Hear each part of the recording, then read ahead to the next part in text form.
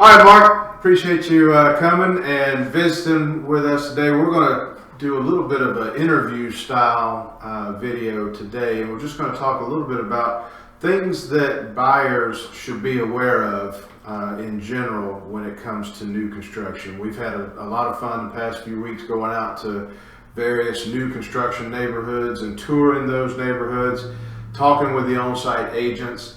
But there's certain things that are, I think, general knowledge issues that a buyer needs to be aware of when they're going to consider new construction. And so let's talk about some of those. What do you think are the basic pros and cons of buying new construction versus a resale? Okay, well, actually, I think you have to consider the pros being, the newness of a home. It's got all new components, it's got new appliances, it's got a new HVAC system, new hot water heater, new roof, all those high dollar items you don't have to worry about, hopefully for many years to come as you get into a new construction home. I think that's a big plus.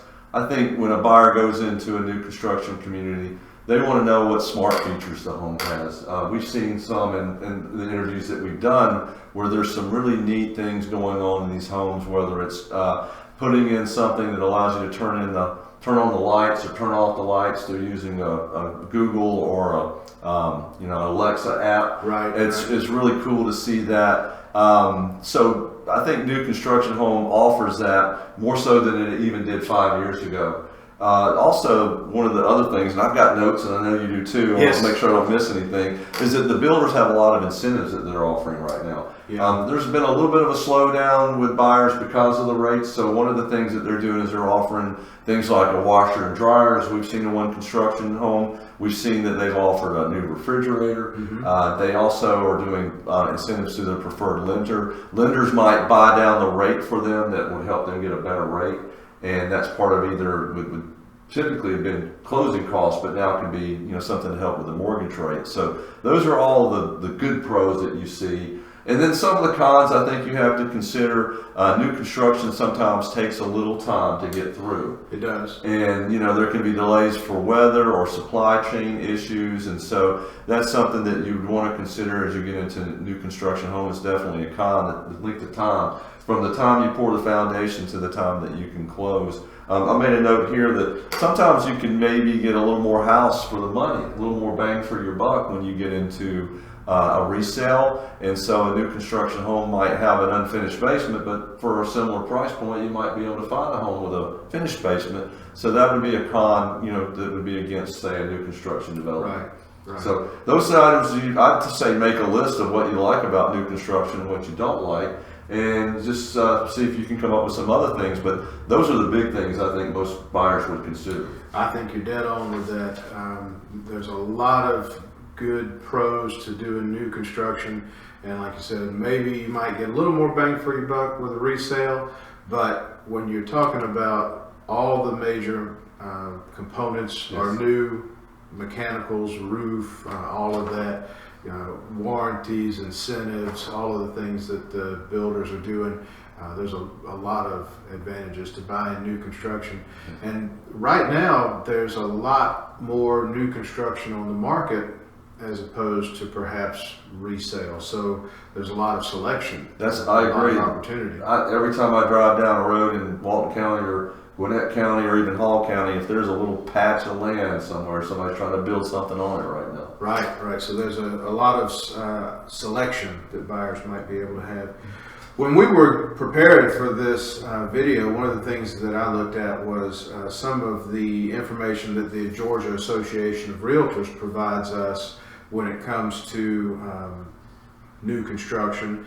And the Georgia Association of Realtors says that one of the biggest areas of disputes is when the contract lacks specifics. So talk to us a little bit about what a buyer needs to be on the lookout for when it comes to a new construction contract. Right. I think when a buyer goes into a contract with a developer, many times they might not be represented by an agent, and so they go in there and they just are given a contract to sign that's not a Georgia Association of Realtors contract. So they put together their own sort of system that they want, that has the different idea of the plat and the square footage of what's going to get built. But you have to be really aware of all the fine print. You have to be aware of any type of contingencies they have, like when it comes to your earnest money or any construction loan that you do, any money that you contribute to that if you have some upgrades done. And a lot of that stuff is not refundable, but knowing the details of the contract, reading through it, being able to look and see where are the timelines, what's going to happen if this doesn't happen. Did you say that you were going to do this and it's not in the contract? What does that mean? And so it has to be in writing for it to be officially and lawfully executed. And they could always come back and say, well, you signed a contract and it wasn't in the contract, so we're not going to do that, even though you want it to have this great big bay window. We just put in our standard window. Yeah, and I think you're 100% right. It is very important for a buyer to have their own representation, somebody to help them look at the contract. Buyers need to read the contract, they need to look it over, but having somebody to help them understand what they're looking at and to see, because you have the experience of having been through these transactions, hey, this is what you need to be looking out for. We need to make sure that this wording is in the contract, or exactly, that's something's going to be taken care of. And like a lot of buyers don't even know this, but they think that a ceiling fan is just standard in every home and it would be in every room. But most builders now, they'll only provide a ceiling fan in the master bedroom and maybe the great room, and that's all the secondary bedrooms, you're on your own. And then you have to pay extra to have it wired for a ceiling fan. The same thing goes for garage door openers and the remotes that go with them. Most builders now don't include that, so that's considered an upgrade, and you need to have an agent that can kind of negotiate that with the builder on your behalf and help you understand what you're getting and what you're not getting. Absolutely. Builders are reluctant to negotiate on price, but they're much more willing to negotiate on those types of items, upgrades and things like that. So having a knowledgeable, experienced agent in your corner might be something that helps you get those things as a buyer of new construction. Again, this is something that we were just talking about, but maybe we should go a little bit more on what should we look at. Now, a lot of builders like to have their own proprietary contracts, and talk to us a little bit about those proprietary contracts and what should a buyer be looking at.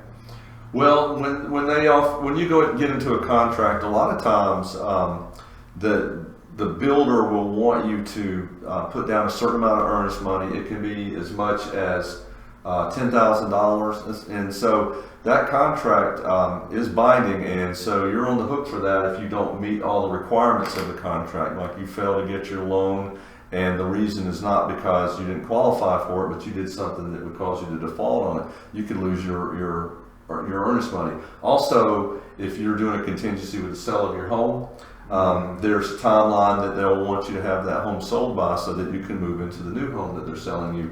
And so there can be kick-out clauses that go with that contingency, and oftentimes they'll come in and say, hey, we've got another buyer that wants to come in. We'll give you first right of refusal. If you don't want to continue the contract, we'll give you your earnest money back. But if you do, you're going to need to go ahead and end that contingency, and so you'll move forward no matter what happens with your home that you currently have. So these contracts have all these different conditions, and they're in a certain wording, and so legally you're bound by them, but you need an agent that can kind of give you the do's and don'ts of what you need to look for and what you need to be aware of. That way you're not locked into something that you can't get out of. I think that's the biggest thing, is people go into it and they're afraid, well, what if this happens and I can't do this or this, and I get stuck. And so having someone that's in your corner that's going to help you through the process and work with the other agent, because ultimately both sides want the buyer to be able to move into that home and be happy with their purchase. Absolutely. And that's why we say, at the HomeStore, we're changing lives through real estate, because it is. It's a life-changing event,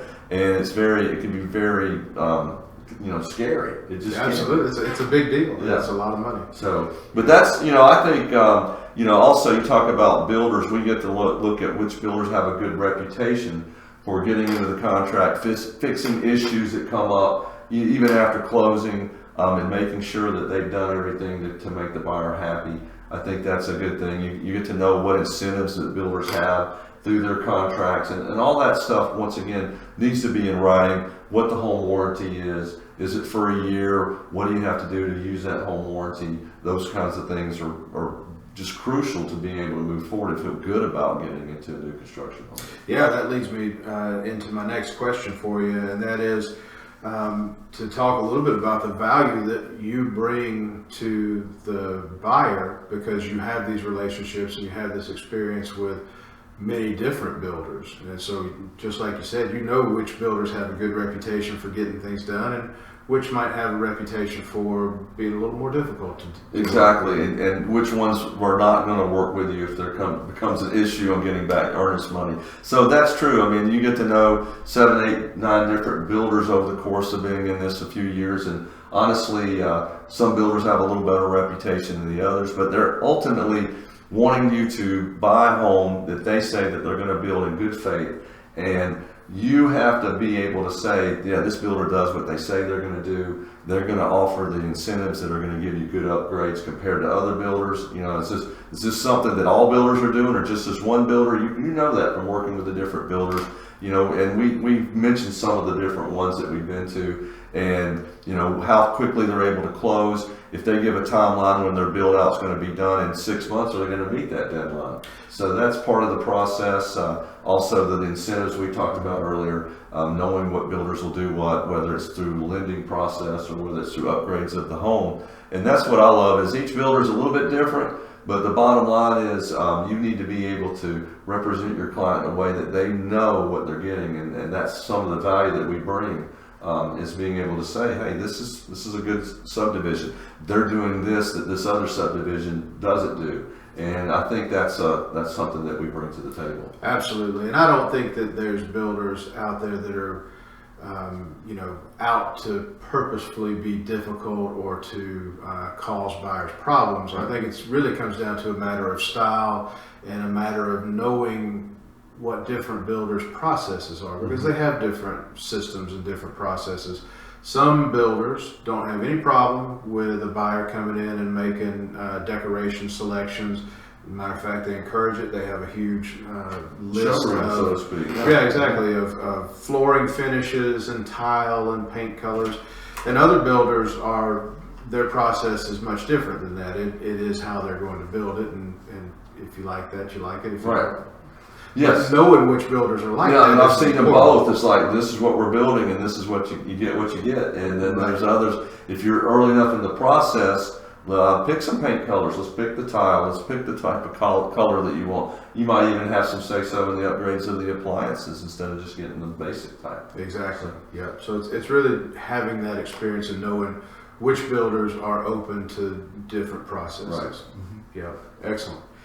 So you touched a little bit on the fact about earnest money and construction deposits, and the fact that sometimes those construction deposits might not be refundable. Talk to us a little bit about that. When you do a construction deposit, typically what that means is you're giving extra money for them to do some upgrades for you. You've had something you wanted to change about the home, and they're like, well, this is the standard feature, so if you want to do this feature or add this to it, you're going to have to pay us some extra money.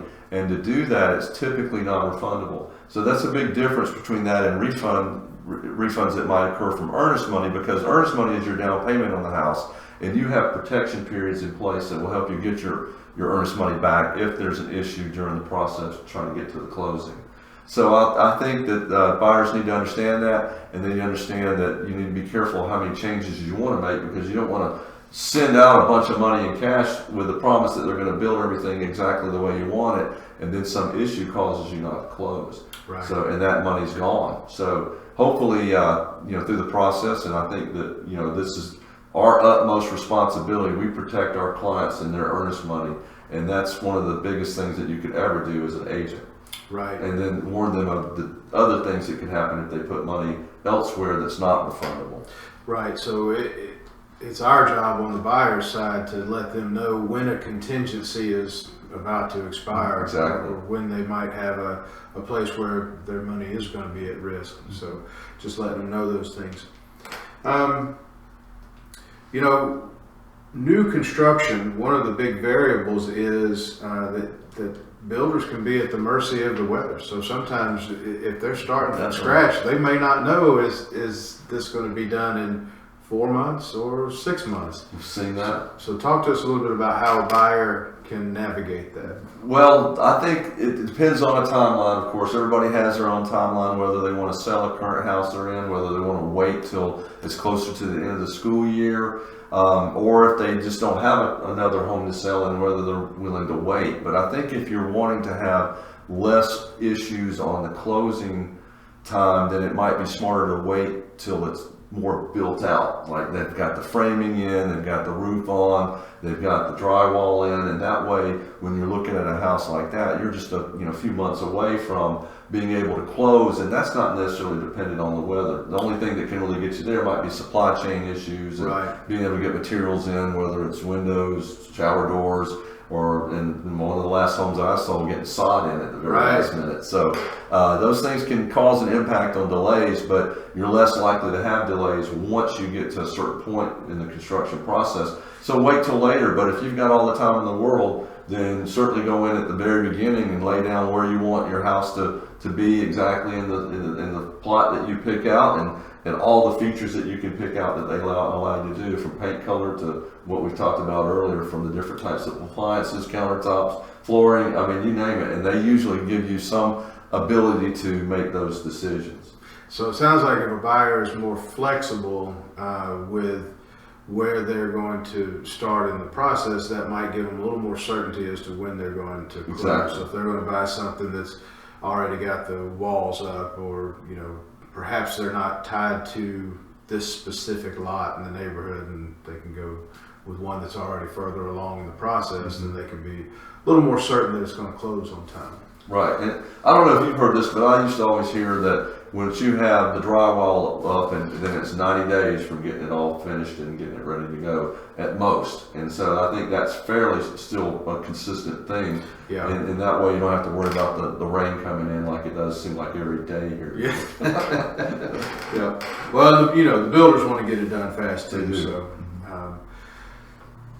we've seen something recently, which is perhaps a good thing for buyers, and that is there are certain builders that are now starting to accept contingencies on the sale or lease of a buyer's property. So talk to us about how a good buyer's agent can help a buyer navigate that whole process when they have a home that they need to sell in order to be able to buy their next home. Okay, I think when you're looking at doing a contingency on the sale or lease of your current home, the agent that represents the new construction development, they want to know if your house is under contract, how long it's been under contract, or how long you've had it on the market.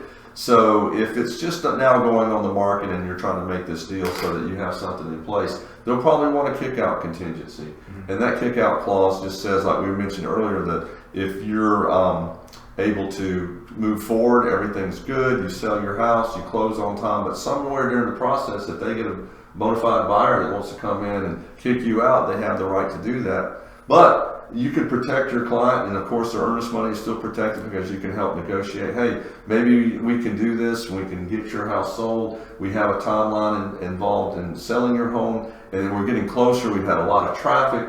We're going to get an agent that's going to come in and make an offer pretty soon. It's going to happen. We just have to make sure that we're all, going to move forward. And so you can actually decide to end that contingency and say, I'm going to move forward. I like what I'm seeing. I know my agent's been guiding me. If we're not getting a lot of looks at our current home, if there's not people coming to see it, then maybe we ought to think about, letting ourselves get kicked out because we're just not quite ready. So there's a lot to consider on that. And you got to weigh all the different options. And so having an agent can walk you through what you're seeing with your current home and what the new construction development's doing and what their agent's trying to get you to do. You have to be careful of. So. Yeah, I think that's good advice.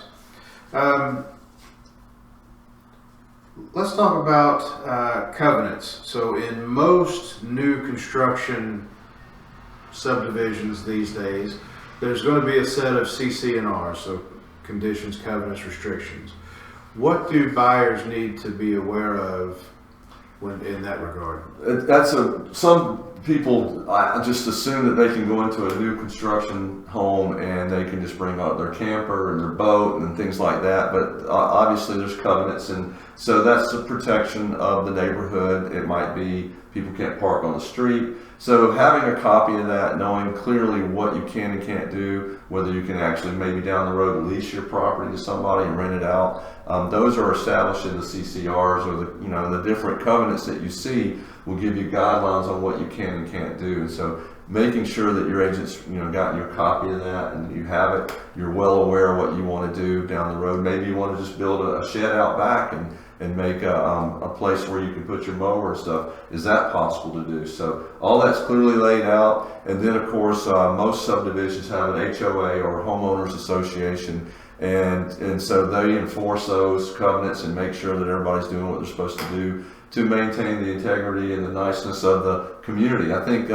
without that, people just do what they want to do, paint colors they want to paint, park on the street where they want to park, and it makes it a less desirable neighborhood. So one thing to know about HOAs, and I know you're aware of this, Mike, is that sometimes now builders are asking to make an initiation fee to just start the process. So in closing, you might have to pay $400 or $500 or even $1,000 just to be part of the HOA, and then every year after that, you have to pay the actual HOA fees, whatever they might be. So those are assessed usually on a yearly basis. Yeah. And so the initiation fees, though, I've had clients want to know, is that going to happen? And they don't find out unless as an agent you tell them, because it just shows up in the ledger. And when you go to closing and get your closing disclosure, like, oh, I have to pay $1,000 for the HOA initiation fee, and I got to pay these HOA fees for the next year. I didn't know that was going to happen. And we as agents need to be able to tell them that whether that's happening or not. Don't like those kind of surprises. No, not at all. Mm-hmm. Yeah. So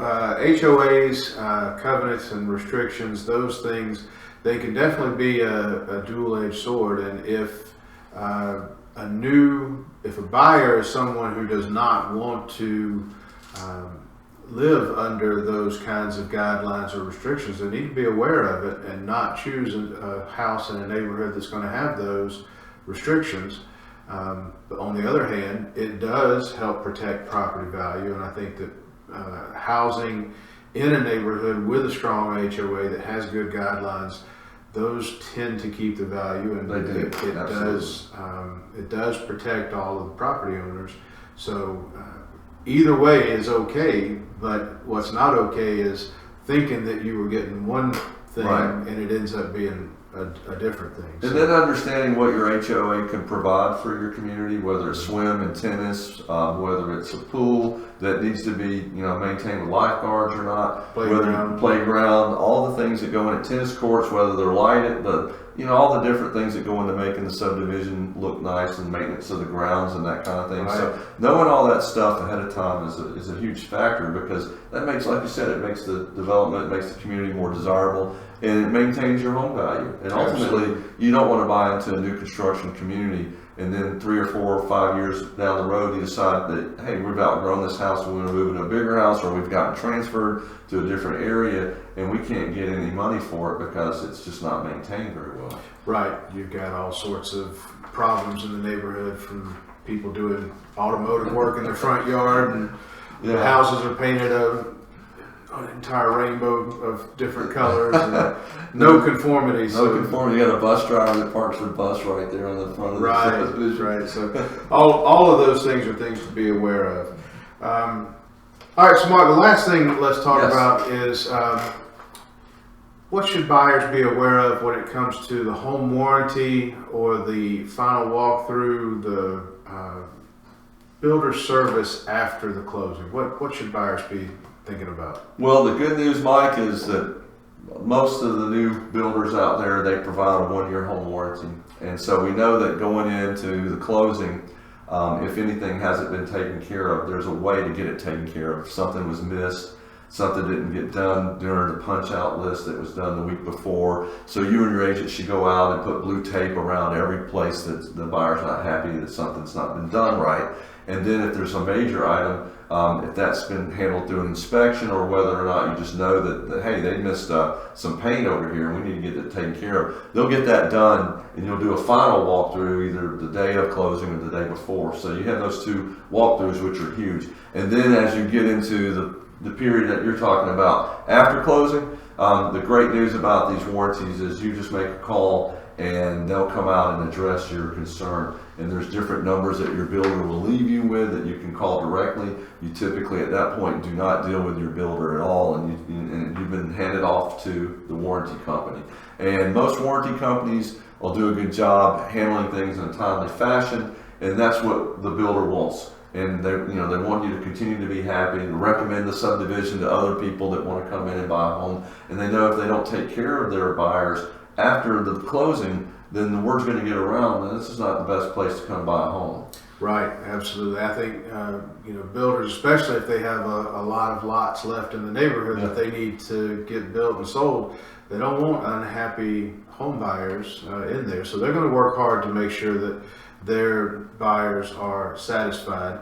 And there's certainly a process to doing those final walkthroughs, and they're different from builder to builder. So that's another place where a buyer's agent's going to be able to help guide through that, because builders do have a particular process when it comes to those final walkthroughs and making sure that everybody's happy and everything's done.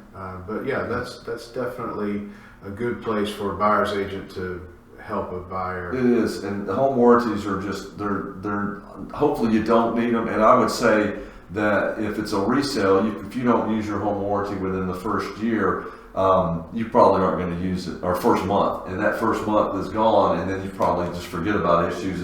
But for new construction, there's something that's probably going to pop up that you're going to need to have addressed, and so having that warranty is just absolutely necessary. Yeah. So, all right, well, I think this was some fantastic information. Mark, where can people get in touch with you at? Well, if they'd like a copy of all the things that we've talked about in our notes, we'll be happy to send it to them. Absolutely. All they have to do is email me. It's Mark Cowart, it's MarkCowart, the HomeStore @gmail.com. Perfect. I'll be happy to send it to them. All right, well, thank you very much. You, I appreciate it, and look forward to going and touring another neighborhood on the next video. Let's do it soon. All right, thanks a lot. Thank you.